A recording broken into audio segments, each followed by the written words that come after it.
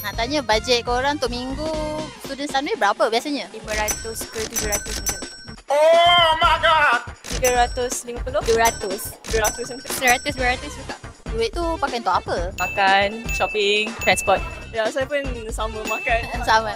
Mostly makan lah. For food lah. Every weekend, I buy my groceries lah. Biasanya hujung minggu korang ada plan tak aktiviti? Keluar dengan kawan-kawan ke... Kalau exam season, saya cubalah study sikit. tapi kalau ada masa, saya pun keluar dengan kawan. Macam tak busy, saya balik rumah lah. Oh, balik rumah? Dekat ke rumah? Melaka. Oh, okey. Korang pernah dengar atau pakai Redbus punya apps tak? Tak. Saya pun tak. Pernah dengar tapi tak pernah pakai. Selalu each time balik Melaka memang pakai Grab bus.